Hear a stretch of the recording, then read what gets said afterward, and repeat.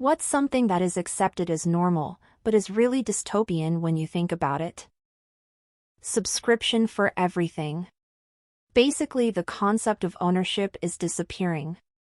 For the poors. Big corporations own plenty.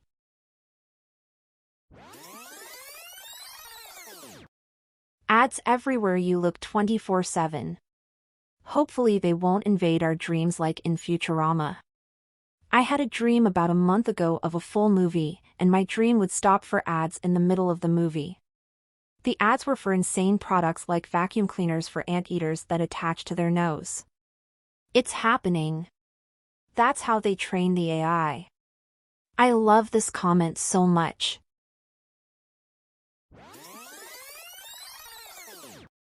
Advertiser-friendly language in daily life. Like people getting used to not being able to say words like dead on TikTok because advertisers don't like it, so then you see a bunch of people saying words like unalive in real life. You also get repressed by the algorithm because the site would rather recommend something with ads on it. Unalive is straight out of the 1984 doublespeak dictionary. Eventually we will be saying tripe like double plus ungood.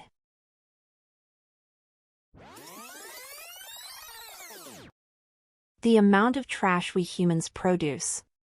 How distanced we are from the natural world. The distance one I feel wholeheartedly. We can live very good lives while still being connected to the natural world. No thanks, natural world is too hot, too cold, too wet, dirty, and full of bugs. We should be paving more.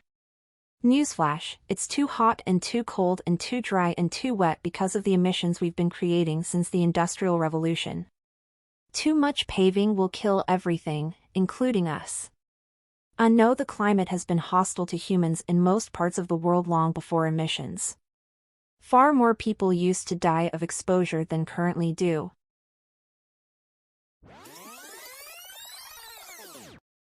Tying healthcare to employment. And usually only tied to certain types of employment. Self-employed? Fuck you. Part-time jobs? Fuck you. Preferred gig/independent contractor work? Fuck you also. It gives the impression you should only get healthcare to keep living if you're working for someone else. For me, two massive things that shock me about the US. The healthcare tied to employment, as you said. Unemployment benefits tied to your last employer. Given I have only observed any of this via internet discussions, so I'm not an expert nor do I have lived experience, but it sounds insane to me.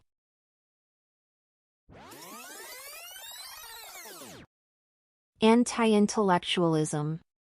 Makes me think of idiocracy. Feels like we're not too far off. The difference is idiocracy was anti-intellectualism. What we are living in is arguably worse than that. Pseudo-intellectualism.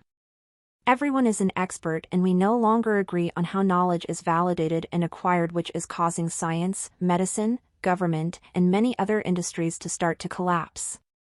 Reality only functions as expected when we all agree on what it is. See, what I find interesting is sort of the opposite phenomena.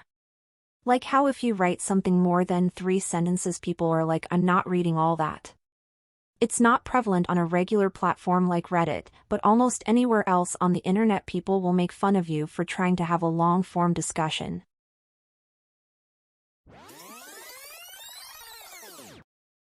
Cameras everywhere. 1984. Our phones and devices listening to us. And no one cares. In fact, they put more and more of them into their home willingly. I turned that crap off for my phone and my car. I think it's a huge invasion of privacy. And Alexa always listening. Yup, people keep telling me I need to get one. I'm like, no thank you. I can look at my own grocery lists and turn my own music playlist on, thanks. I'm not quite so lazy as to need a robot spy for that.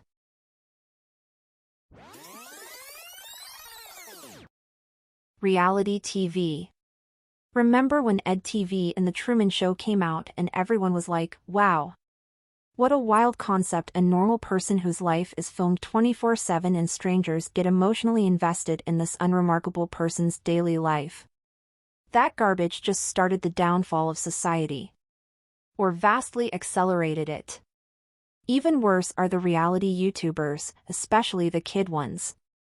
The family YouTube channels, those poor kids.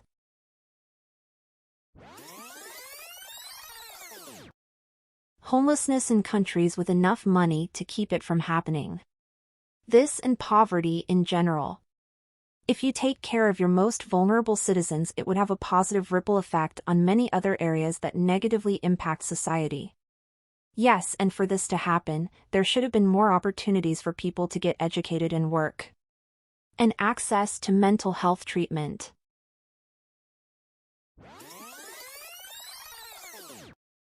Corporations being considered people and having more rights than real human beings. Citizens United, campaign money is speech and corporations are people. Obviously I've known about corporations my whole life, but it wasn't until we covered them in depth in my college courses that I realized how goofy the idea is. We have this entity that is full of people doing jobs towards common goals, and we're going to treat that whole group of people like it's one person, while also conceptually separating that group person we've created from all of the people that make it a group person. And then we're going to give that group person rights that the people it's made up of don't even have themselves.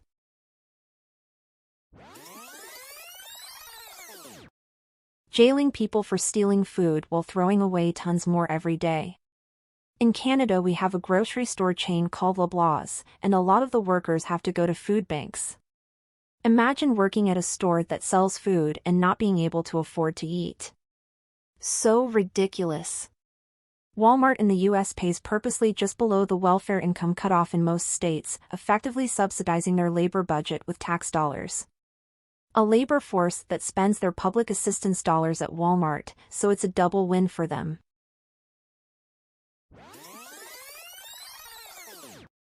Credit scores.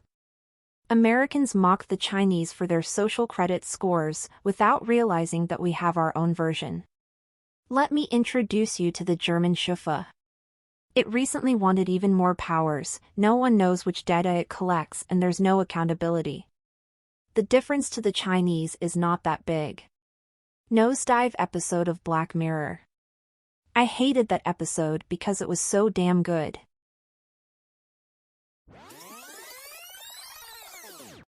Factory farming. Utterly horrific.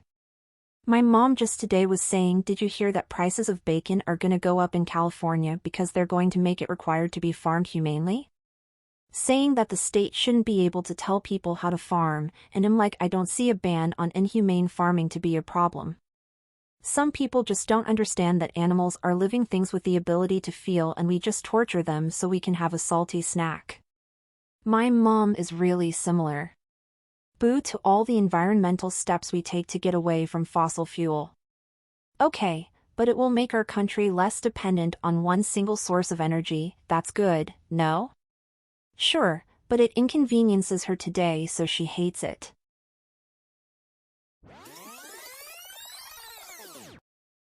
The cost of rent. Or mortgages. Or the wealth gap. And the way minimum wage was ignored for decades while the top 1% took higher and higher raises and bonuses while paying very little to no tax. Trickle-down economics.